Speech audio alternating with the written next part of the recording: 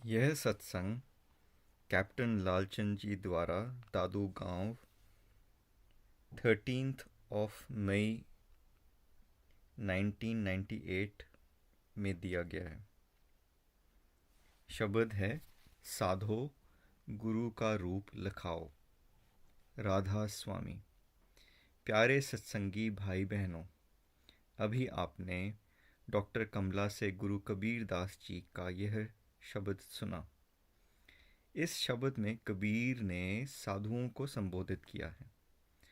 साधु वो जो सिमरन ध्यान करते हैं, गुरु से नाम लेकर गुरु के नाम की कमाई करते हैं और अपने अंदर के रास्ते से चलते रहते हैं, अनुभव करते रहते हैं।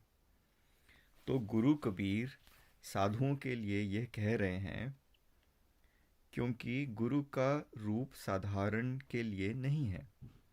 ये तो विशेष विशेष आदमियों के लिए है जो इसके अधिकारी हैं। यह सच है, सुख शांति सभी चाहते हैं, लेकिन काम करने के तरीके अलग अलग हैं। जिस तरह से कितने बच्चे स्कूल में पढ़ते हैं, उनमें डॉक्टर, इंजीनियर तो कोई गिनती के ही बनते हैं। तो क्या बाकी सब बेकार हैं? नहीं, अपने अपनी जगह सब काम करते हैं। जो जिस काम के योग्य है वह वही काम करता है, कोई घटिया काम नहीं। पर यह नकल करना कि वह अंदर का साधन अभ्यास करा जाए या अंदर में वह गुरु का रूप देखा जाए, तो ये ठीक नहीं है। कोई शुभ कर्म किए हों और जिन्हें अंदर में गुरु का रूप देखने की तड़फ हो। सर्वसाधारण के लिए तो यही तरीका है कि वह किसी महापुरुष को, जिस पर उनका विश्वास हो, मालिक का रूप मान ले, क्योंकि मालिक तो किसी ने देखा नहीं है। फिर उस रूप को वह माथे में रखते रहें। जब किसी चीज़ की ज़रूरत हो तो उस रूप के सामने प्रार्थना करता रहे, वह सत्संग सुनता रहे, जिससे वह आगे के लिए अधिकारी बन जाए, जिससे समय आने पर उसकी अंदर के रूप को देखने वाली अवस्था बन जाएगी। तो कबीर ने यह शब्द उन लोगों के लिए कहा है जो निज घर जाना चाहते हैं, अमर रहना चाहते हैं और जो सदा रहने वाली शांति चाहते हैं। अन्य लोगों के लिए तो यही सही है कि वे सत्संग सुनते रहें, जिससे आज नहीं तो कल वे उस नाम के अधिकारी हो जाएंगे। शब्द में आगे कहा है, सतरज तम की हद के बाहर गुरु मूर्त दर्शाओ।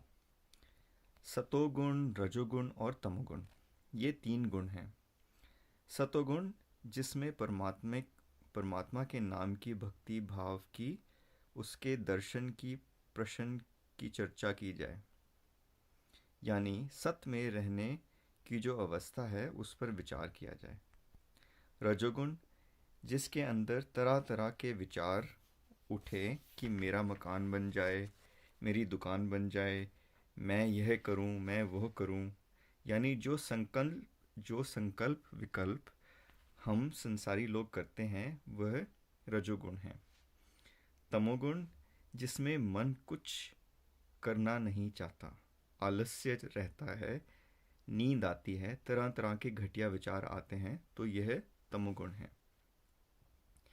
ये 3 गुण हर आदमी के अंदर होते हैं, किसी में कम, किसी में ज़्यादा।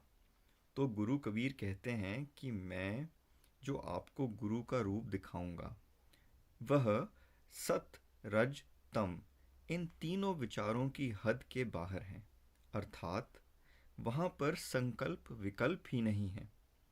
इन विचारों से आगे जहाँ पर विचार ठहर जाए, वहाँ पर गुरु की मूर्ति दर्शाता हूँ।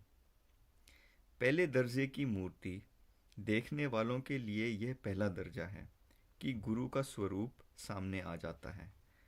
आगे का दूसरा तरीका है आत्मपद, फिर श्रुत शब्द योग है। फिर कहा है निर्गुण सरगुण देह नहीं जाके अद्भुत भेद बताऊं, अर्थात परमात्मा के 2 रूप माने हैं, सरगुण और निर्गुण। जो सरगुण रूप से मनुष्य रूप में आए को मानता है वह सरगुण रूप है। आगे जो अंदर का शब्द प्रकाश वगैरह है वह निर्गुण रूप है। आजकल अधिकतर लोग सरगुण की भक्ति करते हैं, मूर्ति ले लेते हैं या मनुष्य रूप में आए हुए महापुरुष को गुरु रूप में धारण कर लेते हैं, उसकी भक्ति करते हैं और उसका सहारा लेते हैं और इसी पर ज़्यादा जोर देते हैं कि सरगुण रूप के बिना काम होता नहीं। निर्गुण रूप तो सदा ही अपने अंदर जो तत्व है वही है। जैसे यहाँ पर भक्ति के बारे में बताया गया है कि एक राम दशरथ का बेटा, एक राम घट घट में बैठा, एक राम का सगल पसारा, एक राम सभी से न्यारा। अर्थात एक राम जो मनुष्य रूप में पैदा हुआ और जिसको हम साकार रूप में भगवान मान कर पूजते हैं, उससे हम ज्ञान वगैरह लेते हैं। जैसे गुरु भक्ति में यह चलता है, ऐसे ही राम के भक्तों ने राम को माना है, कृष्ण के भक्तों ने कृष्ण को माना है और बुद्ध के भक्तों ने बुद्ध को माना है। अर्थात उसको परमात्मा का रूप मान लिया। एक राम घट घट में बैठा, अर्थात दूसरा राम आपके घट के अंदर वह आत्म तत्व है। यह उस मालिक की तरफ की छोटी सी चिंगारी है जो पूरे शरीर को इस तरह से क्रियात्मक रखती है कि उसके बल पर आदमी चलता है, हवाई जहाज आदि चलाता है। तो यह अंदर का आत्म राम है। एक राम का सगल पसारा, यह जो बाहर आप सूर्य देख रहे हैं, प्रकाश देख रहे हैं, चांद तारा देख रहे हैं, यह सब उस ज़बरदस्त प्रकाश का खेल है। इसी से यह सब सृष्टि उत्पन्न होती है, इसी में खेलती है और इसी में समा जाती है। सब जगह जो भी ये लोक लकांतर हैं, सब इसी का पसारा है। इस लोक में जो अन्न है वह सूर्य के बिना उत्पन्न नहीं होता और अन्न से ही सब कुछ बनता है। अन्न से ही आदमी का मन बनता है, अन्न से ही आदमी शक्तिशाली बनता है और अन्न से ही उसका वीर्य बनता है। तो यह एक खेल उस प्रकाश का है, उस राम का है जिसका यह सकल पसारा है और वह आदमी के अंदर है जो आत्म तत्व से मिलता जुलता है। आत्म तत्व एक छोटी सी चिंगारी है और वह विस्तृत रूप से प्रकाश का मंडल है। फिर कहा है एक राम सभी से न्यारा, अर्थात यह राम अलग है। वह राम शब्द है, सतनाम है, जिसे योगी लोग अंदर की तरफ अनुभव करते हैं। यह प्रकाश से आगे है और वह हर एक के अंदर गूंजता है। उस शब्द के बिना कुछ होता ही नहीं है। प्रकाश भी शब्द से ही पैदा होता है, अर्थात वह प्रकाश उत्पन्न करने वाला राम इस शब्द से ही प्रकाश लेता है। अतः ये सब जगह है और सबसे अलग है। तो ये राम सत रज तम की हद से बाहर है और न ही यह सरगुण है न ही निर्गुण है। अर्थात इसकी कोई देह नहीं है, वजूद नहीं जो देखा जा सकता है। इसका रूप गजब का है, इसको बयान नहीं किया जा सकता। इसको बयान करना इसकी तौहीन है, क्योंकि यह बुद्धि, जुबान और अकल से अलग विषय है। यानी न तो ये बुद्धि में आता है, न किसी की अकल के अंदर रहता है और न कोई इससे जुबान पर ला सकता है। तो इसका खेल क्या है? यह किसी अधिकारी के द्वारा अनुभव किया जा सकता है।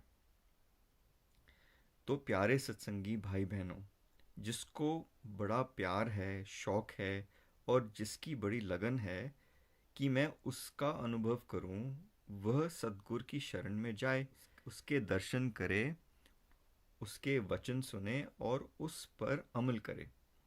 तब उससे यह लाभ हो सकता है। इसीलिए कबीर ने कहा है कि साधो गुरु का रूप लखाओ, जो कोई आवे मेरी सभा में गुरु का रूप लखाओ। अर्थात जो कोई मेरे सत्संग में आएगा उसको मैं गुरु का स्वरूप का ज्ञान दूंगा, समझाऊंगा और दिखाऊंगा।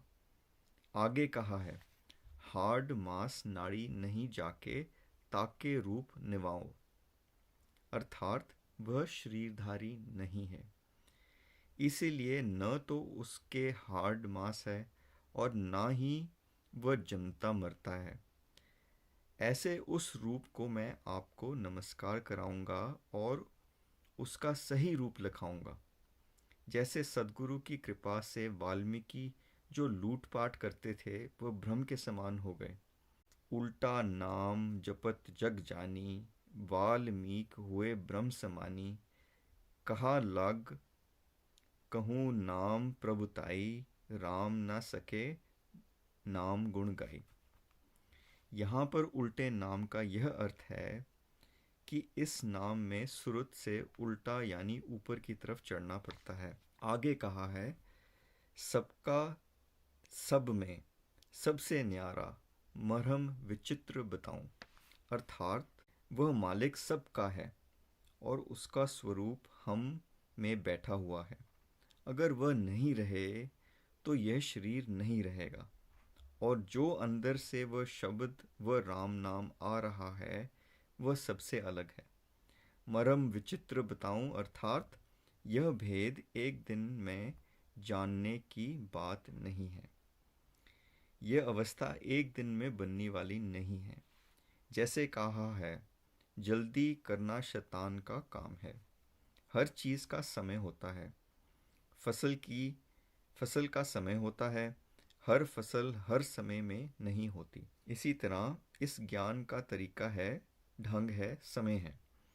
जब मनुष्य इसकी तरफ चलता है तो परमात्मा देखता है कि ये योग्य बन गया है, तो वह उसको बख्शीश कर देता है। क्योंकि अगर किसी को योग्यता से पहले कोई चीज़ मिल जाए तो वह उससे हजम नहीं कर सकता। जैसे छोटे बच्चे की माँ उसी हिसाब से खिलाती पिलाती है जितना वह हजम कर सके। अगर वह ज़्यादा खिलाएगी तो उसका पेट खराब हो जाएगा। इसी तरह से गुरु भक्तों के लिए है कि गुरु भक्ति के अंदर का जो अनुभव है उसके लिए जीव अधिकारी बनता है। संत दया करके उसको प्यार से धीरे धीरे चलाते हैं, जिससे उनका दिमाग का मन का संतुलन ना बिगड़े। वह जीव को यह तरीका बताते हैं कि अपनी दुनिया का जो प्रारब्ध लेके आए हैं उस कर्म को भोगते जाएं और आगे के नए कर्म न बनाएं। यानी सब प्रकार के संकल्प विकल्प छोड़कर उसकी मौज पर रहें। वह परमात्मा आत्म तत्व के रूप में सबके अंदर है और शब्द रूप में आगे है।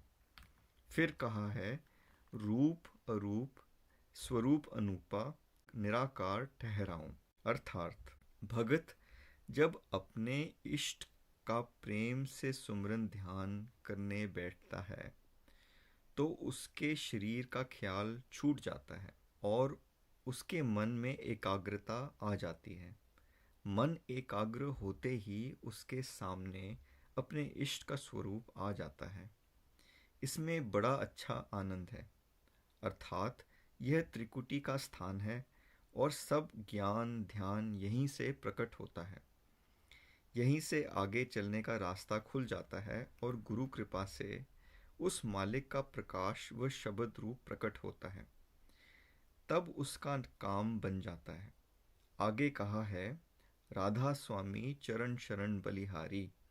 राधा स्वामी मत में जो सुरत शब्द का साधन करता है, अंतर की तरफ अपनी सुरत को उस धार के साथ लगाता है, राम नाम के साथ लगाता है, उस आदमी का नाम राधा स्वामी है।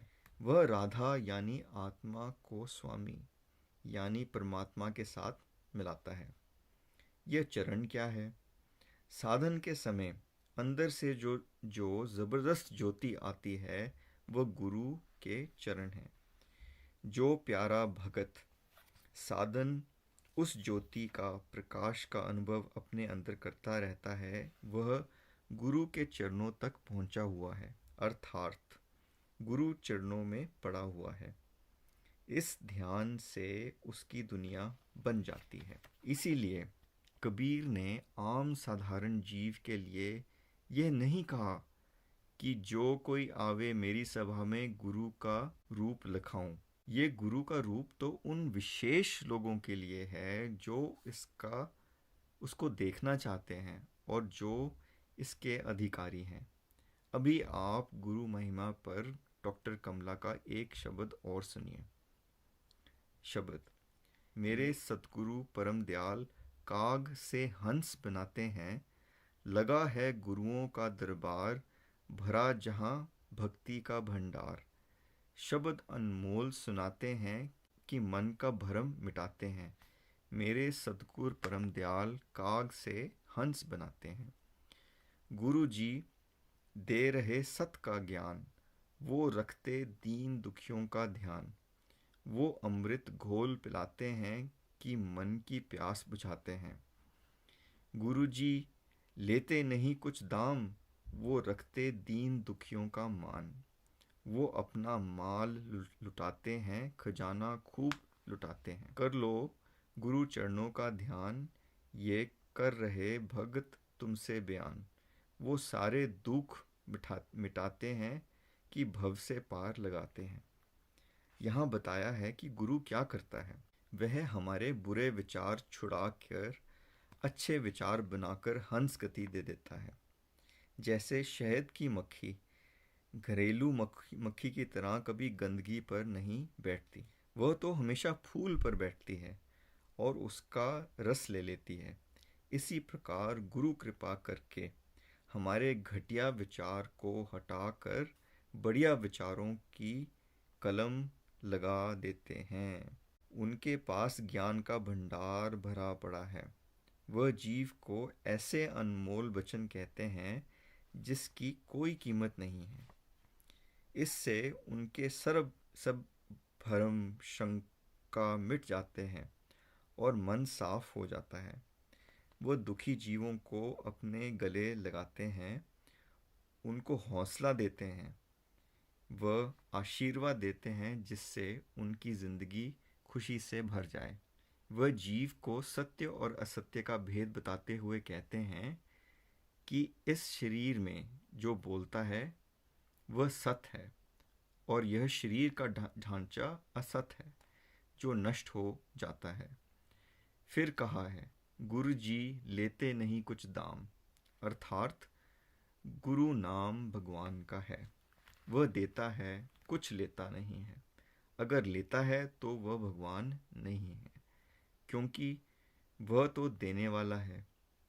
यहाँ पर कहने का भाव यह है कि यदि ऐसे महापुरुष जो लोगों के पैसे अपने मंदिर या आश्रम में सत्संगी की सुविधा के लिए लगा देते हैं तो उन्हें कोई दोष नहीं, लेकिन अगर वो लोगों के पैसे का दुरुपयोग करते हैं, अपने ऐशो आराम में लगाते हैं, तो वह घाटे की बात है। और आजकल ऐसे गुरुओं का भरमार है। वैसे गुरुओं को पैसे की ज़रूरत नहीं होनी चाहिए। वे ज्ञान देते हैं जिससे पैसे सहज में आ जाते हैं, और उस पैसे को यदि वे लोगों पर खर्च कर देते हैं तो उन्हें कोई दोष नहीं लगता। अगर कोई महात्मा चेले बनाने या पैसे लेने की इच्छा रखता है तो उसके वचन ज़्यादा ऊंचे, स्वतंत्र या मुक्त नहीं हो सकते। यह तो कोई ऐसा निर्लेप महापुरुष ही हो सकता है जिसमें किसी तरह की इच्छा या विचार न हो। ऐसे महापुरुष के वचन जीव पर सीधा प्रभाव डालते हैं। उसके यहाँ कोई भेद नहीं होता। उसके लिए सब बराबर हैं, चाहे वह अमीर हो चाहे वह गरीब। तो आज के सत्संग यदि इस पर अमल किया जाए तो इतना काफ़ी है।